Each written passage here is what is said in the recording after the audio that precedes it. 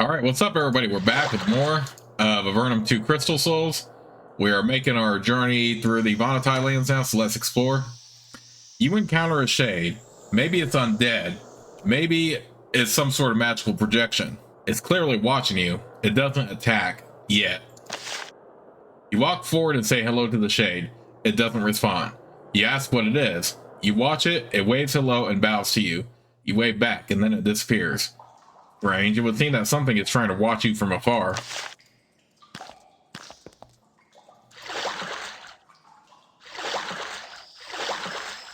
Remember, once you start the journey, you won't be able to go back, so make sure you have prepared for this, all this.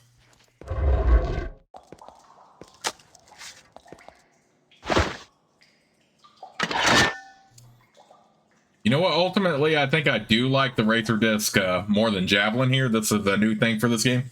You saw them in the first Avernum game, but not as frequently. It was just like a little Easter egg. But in this game, you definitely will see more of them.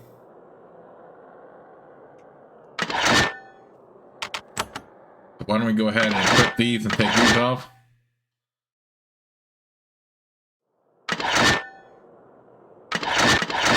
And we will definitely gather more as we progress through the story. From this vantage point, you have an excellent view of the awesome waterfall to the north. The glowing moss dimly illuminates the amazing cascade. The echoing roars of its waters are pleasantly disorienting.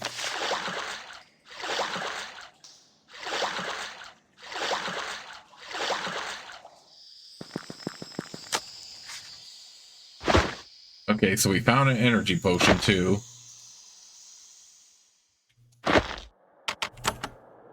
Don't worry about like losing like potions or stuff like that. The only real like thing about the story is losing food as you progress through the journey. In the original Avernum 2, having a lot of food did matter during this whole sequence. This one, since food is more of a aesthetic than an actual thing you need, not so much.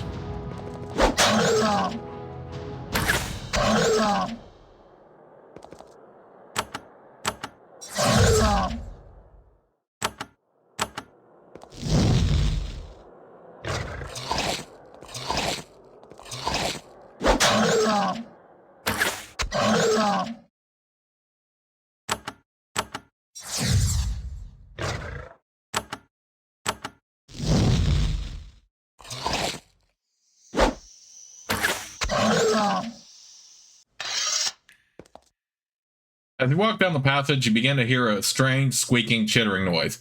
It's distant at first, but quickly gets closer. You turn back and come face to face with several strange, ravenous insects.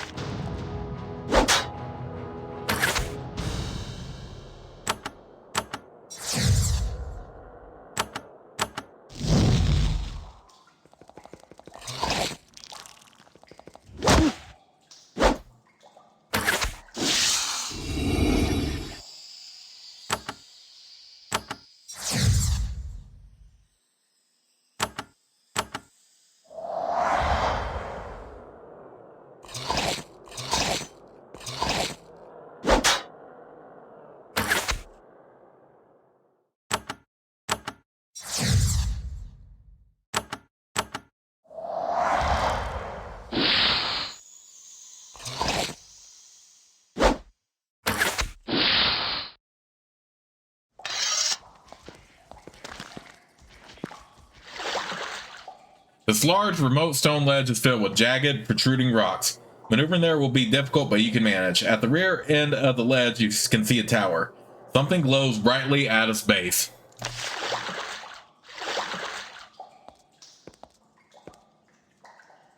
You see several small, scaly creatures. They are circling the tower, looking at it from all angles, trying to find a point of weakness that would allow them entry. Their total failure is very frustrating to them, which is why, when they see you, they decide to attack. They think that you are easy prey.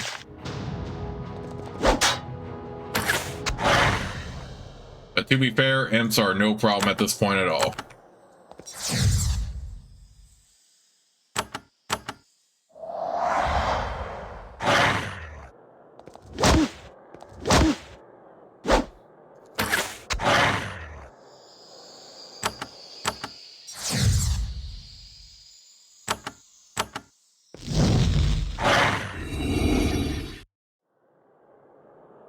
You try to search the bodies of the demonic creatures, looking for a sign of who they are or why they're here.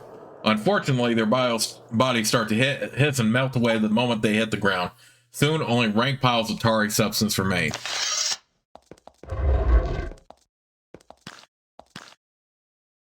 In a crevice at the east end of the cavern, you find a flat slab of rock. A Vahnatai body was left on it to decay in peace. It holds a large sword in its skeletal hands, its blade curving in a delicate wave shape. Alright, so we have a wave blade now, which is actually very good.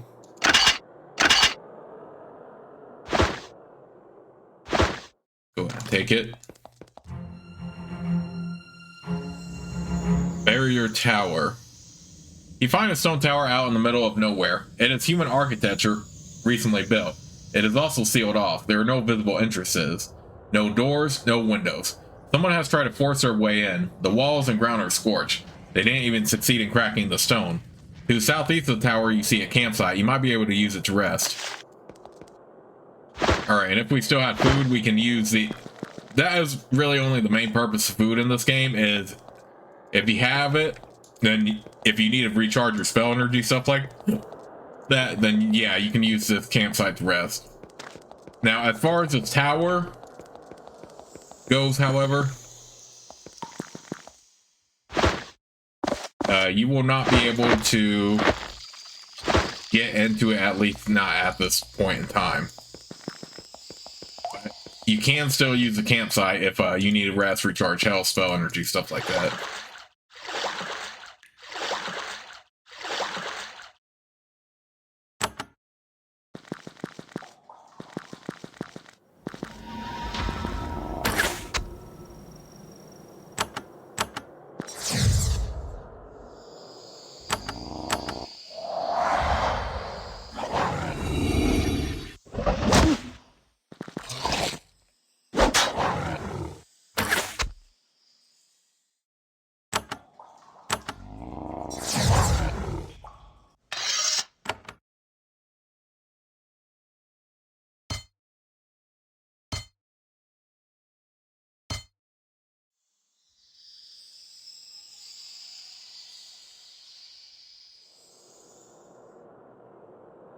Alright, we won't have access to the Sage Lord trait quite yet.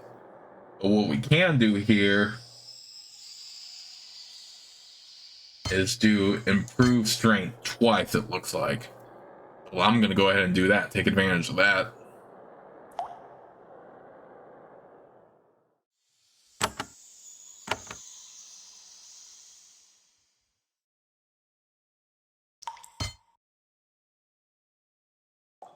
We'll do this. We'll do this.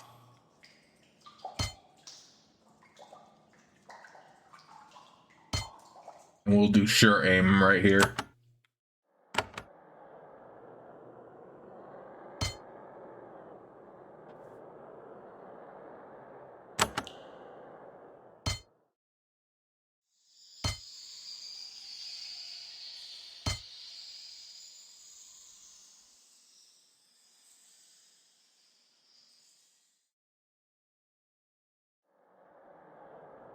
And for the second trait, you know what? Actually, let me change my mind here. Of course, we have to go back and do that fight again, but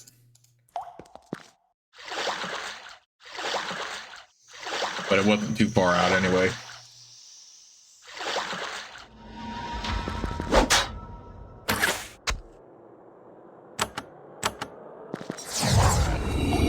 I would put both in the straight, but let's go ahead and change my mind and give robust health instead.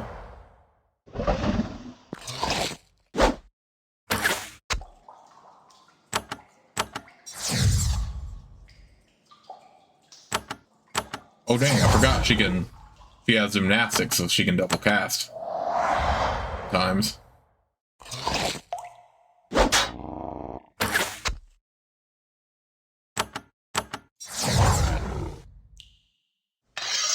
All right, this time we have to fight them well.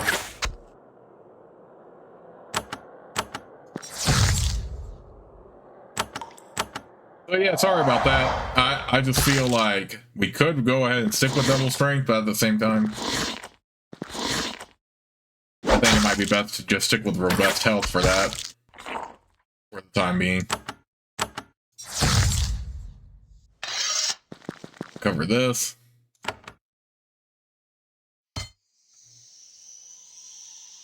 We'll still do hardiness and that.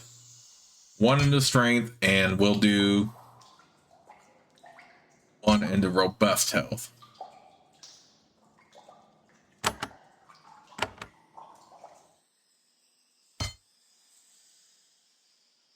Let's do that and that. That. That.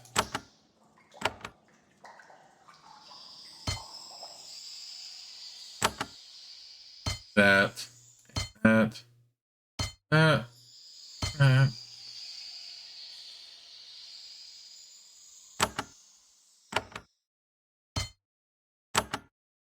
That and that.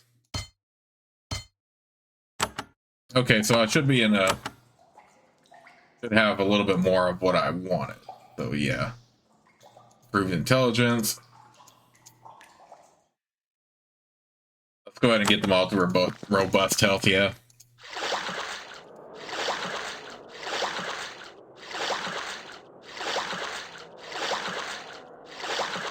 What's on this chunk of land over here? Well, more enemies to fight, that's for sure.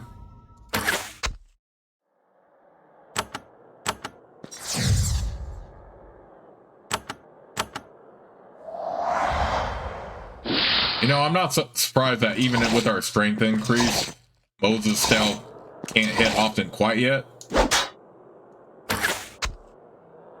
But we will definitely get him to that point where he will be able to.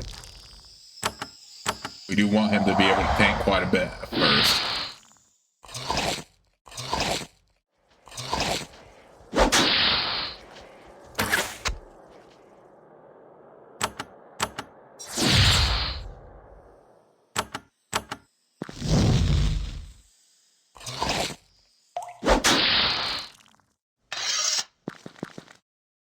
You find a patch of savory looking mushrooms. That's far from civilization. Any fresh food is very alluring. You identify the mushrooms. They aren't good for a meal, but they have some useful alchemical properties. You save them in case you ever return to civilization.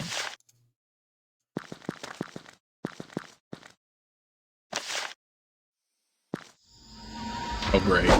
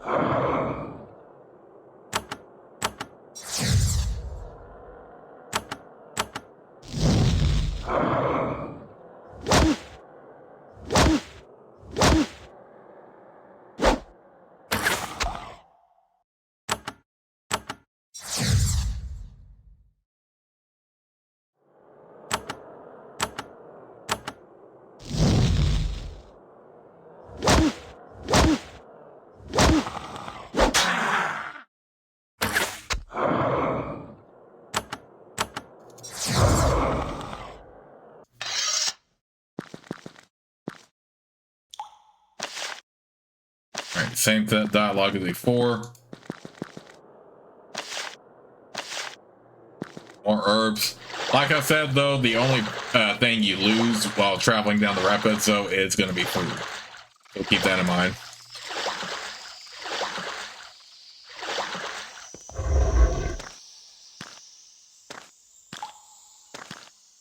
Okay, we have a ruined river fort here. The water in this cave is unusually shallow and punctuated by protruding, slime and goo-covered rocks. Boating through this chamber without gutting your boat will be a challenge. Far to the west, you can see a crumbling building at the base of the cave wall.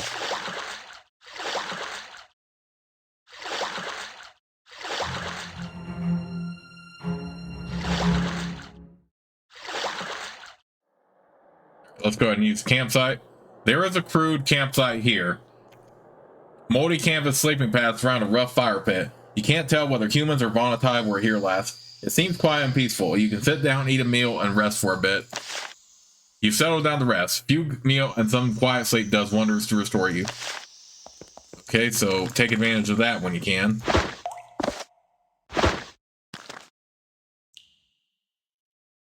Does she have a move mountain scroll? No.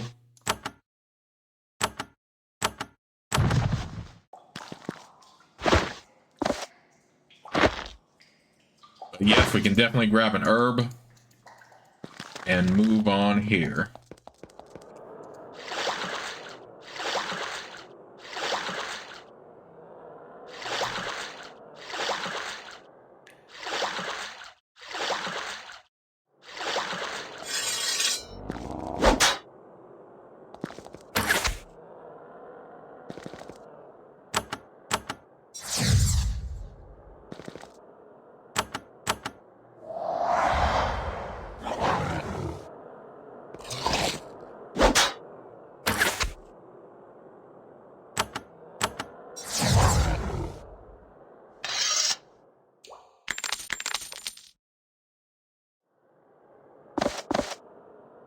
Again, I'm not a super big fan of scrolls like that, so I'm gonna just go ahead and forget that.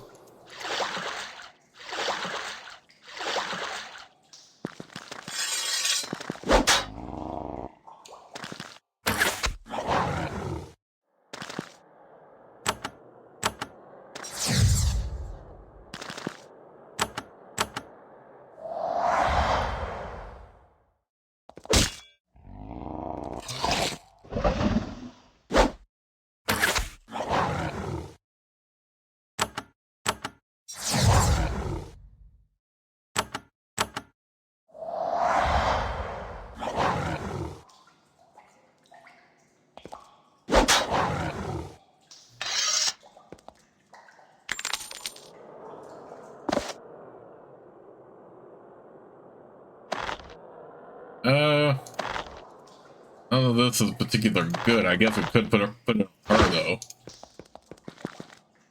You find a pile of tightly sealed crates, apparently put here quite recently. They are covered with a thin layer of some smelly substance, probably to keep the hellhounds away. You suspect that you aren't the only people traveling on this river. Okay, if I recall correctly, the Vahnatai cloak is a quest item. You know what? Now that I think about it, why don't we go ahead and split these items up a little bit? Because it is driving me a little bit crazy to have the inventory that classed up. So how about we give our herbs to our priestess.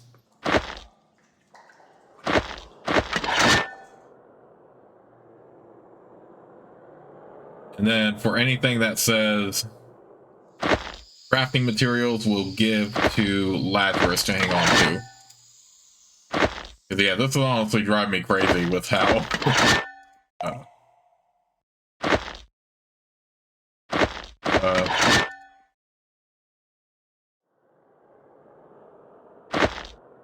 with how this is built up, you know.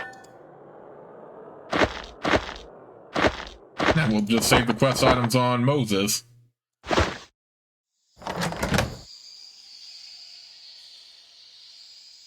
Fine Razor Disc is also a quest item, so we'll better hang on to that. Let them have the regular ones.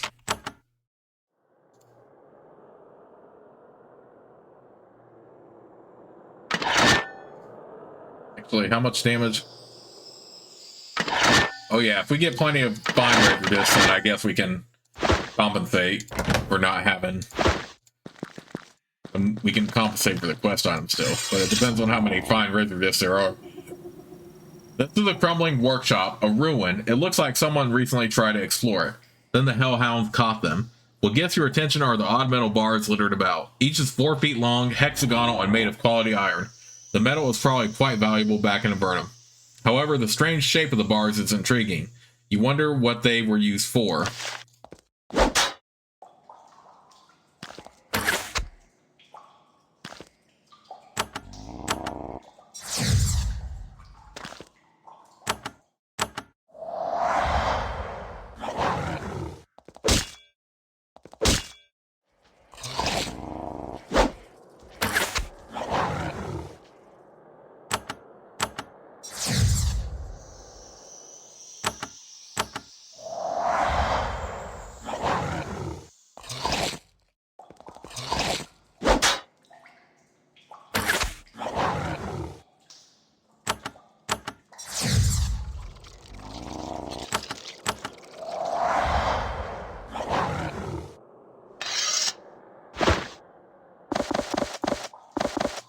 let's hang on to these for now, but we will definitely sell them when we can.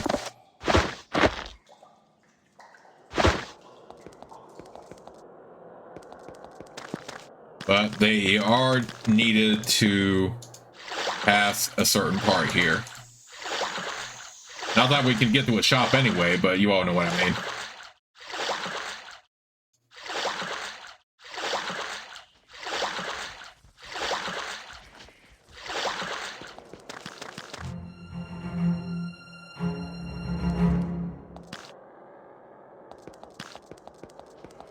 I'm surprised I didn't go into combat right there.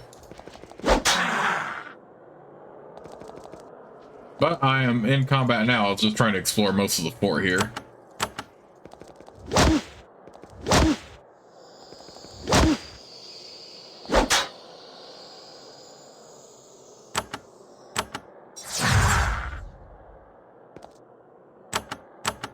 Too bad I am limited on spells because I couldn't get to the Tower of Magi prior to doing this.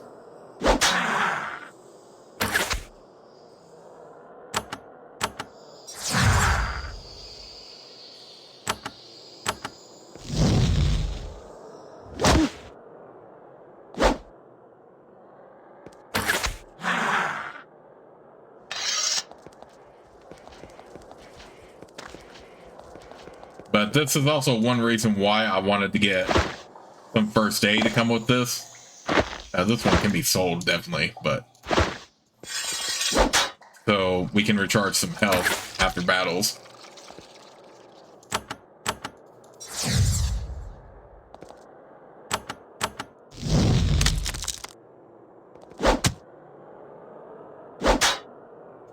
Skeletons themselves are no problem at all.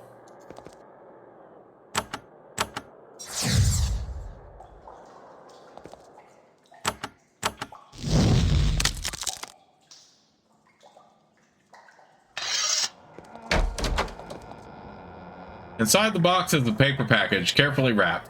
You have just enough time to realize that a paper package shouldn't be in these ancient ruins, before it explodes in a cloud of green goo. Okay. God. Really?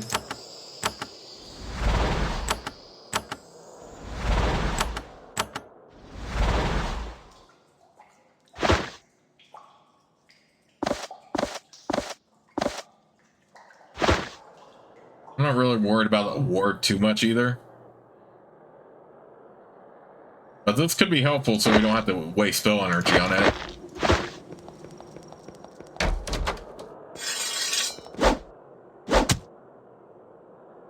Ooh, a gaseous, right?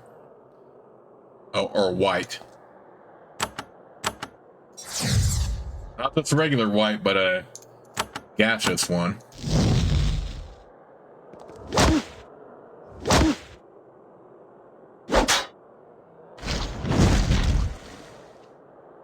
Okay, that was a powerful hit right there.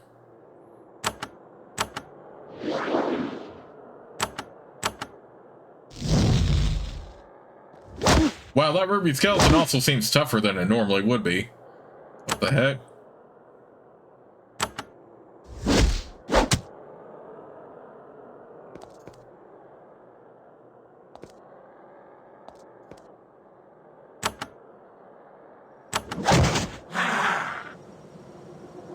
Okay, Blade Sweep is actually dexterity based, believe it or not, so that's why I did that with my archer. For some reason, it's actually dexterity based instead of melee.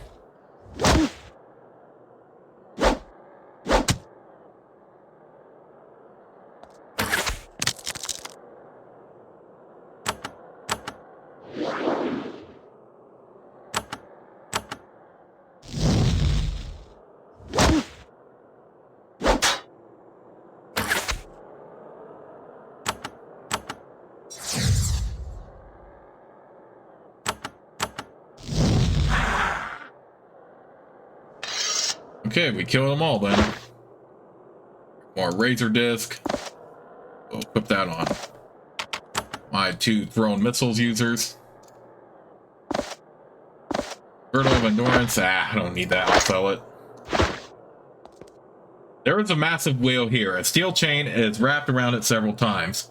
and goes from there into a hole in the floor. The apparatus is remarkably still functional. In fact, it has been oiled recently. However, it doesn't have any sort of handle. Where you might expect folks to grab onto, there is only a hexagonal hole. You're inserting a hexagonal bar into the hole. It fits perfectly.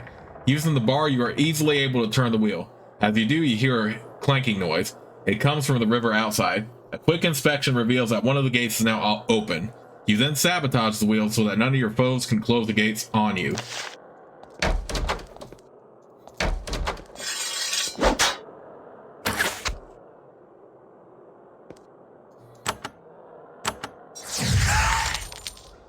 That was a quick kill right there.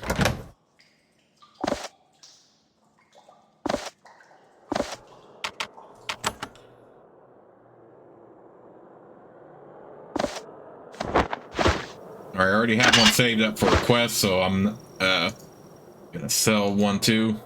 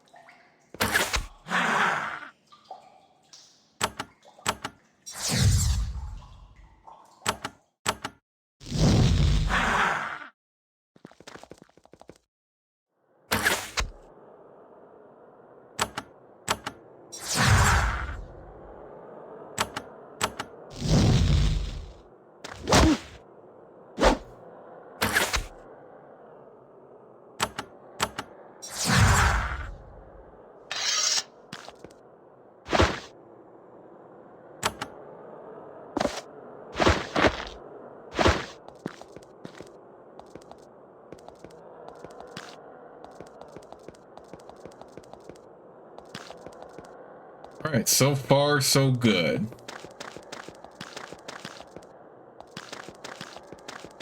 We just clear out the shading here and then we can move on.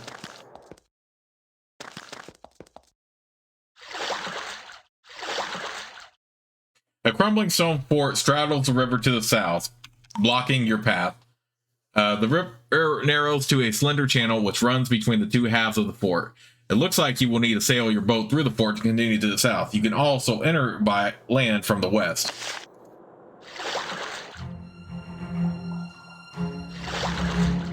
There is a portcullis here, extending down to 2 feet above the surface of the water. You will be able to maneuver your boat under it.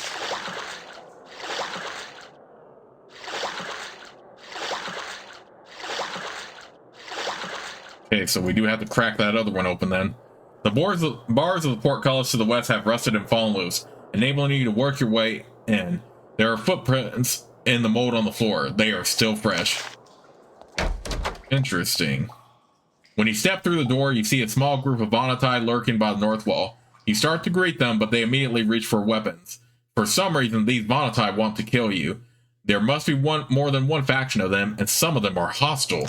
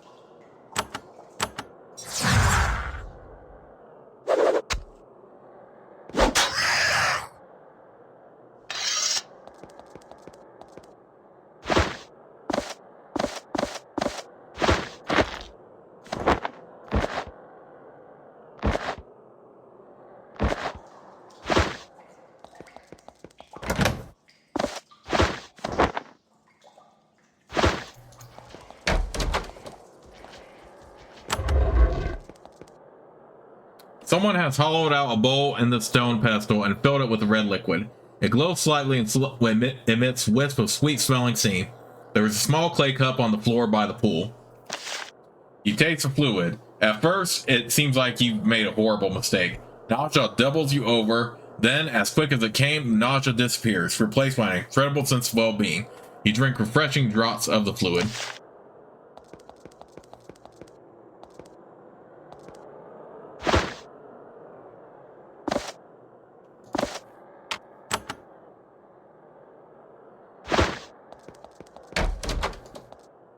One of the Vahnatai waiting for you wields a long, curved blade.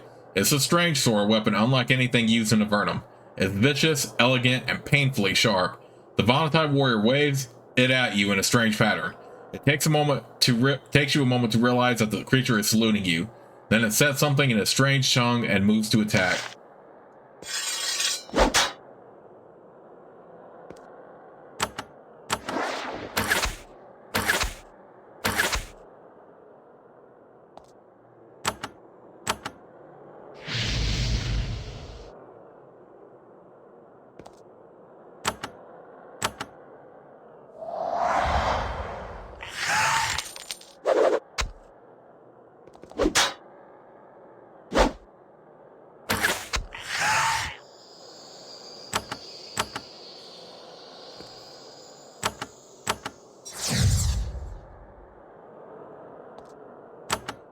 Come on.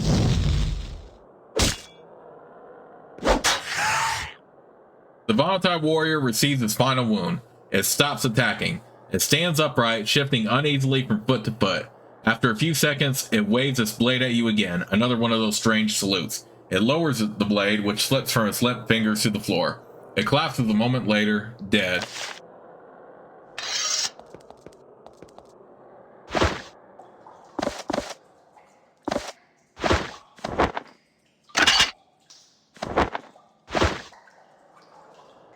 Thick wool tunic.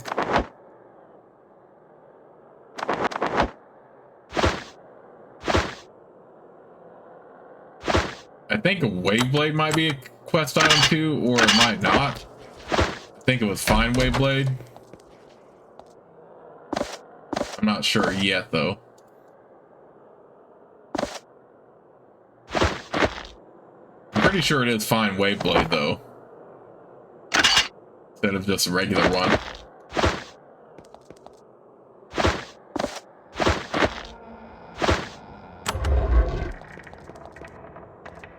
On a pedestal at the end of the passage, you find a large, thick book. You open the book and, inspecting an incomprehensible jumble, only receive a pleasant surprise. You can understand it. It is written in your tongue. It is a fairly simple text on small group tactics, focusing on the most efficient combination between melee and magical attacks. It's not advanced, but you do learn a few things. You gain some experience. More interesting than the contents of the book is the fact that it is here at all. Not only were these Vahnatai waiting to ambush you, but they are in possession of human books. Also, the Vahnatai made numerous notes in the book, in their strange, elegant script. You study them carefully, trying to learn what you can about these strange creatures in their writing. Very interesting. There is a narrow crack in the wall here, leading into a part of the fort thoroughly devastated by the passage of time. Narrow, hazardous passages wend their way among the ruins. Suddenly, the corridor just to the west caves in. You manage to get away before the rockfall crushes you.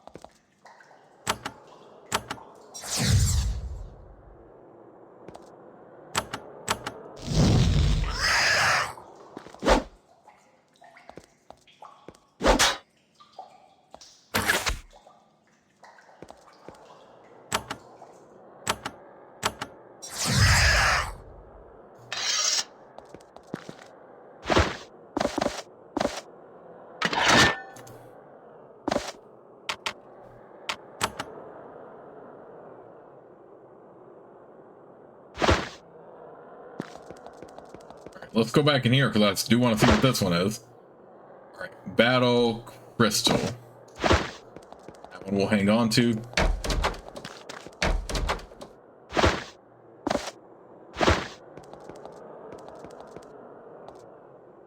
All right, pretty much the same thing as before.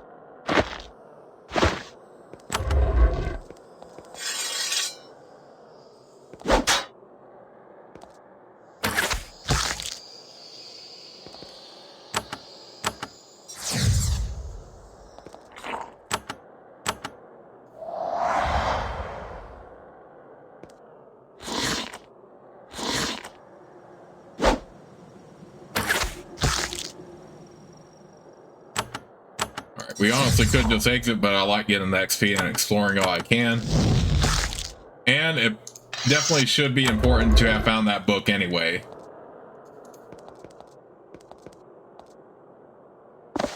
Alright, we'll go ahead and give this to him. Here's some crystal.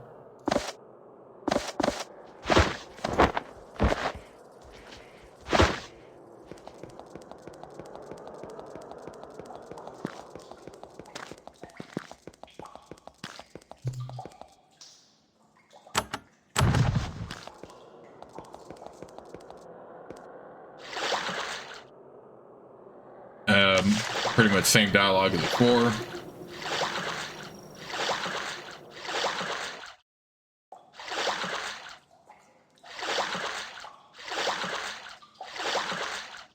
Some more monsters spawn there. Well, the ceiling is much lower to the northwest. You won't be able to progress in this direction much farther. Okay.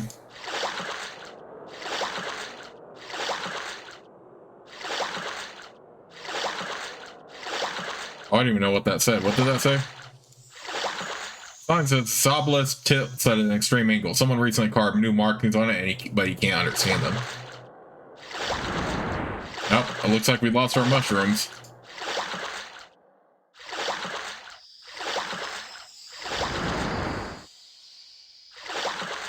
You emerge from the rapids into a wide, placid lake. The helpful glowing fungus on the ceiling is sparse through here. There are huge clouds of pale algae floating everywhere. They're hard to see, but you can always smell them. Alright, so... looks like we got more shenanigans to get into here, so let's go ahead and call it for this part, and I'll see you all soon with the next.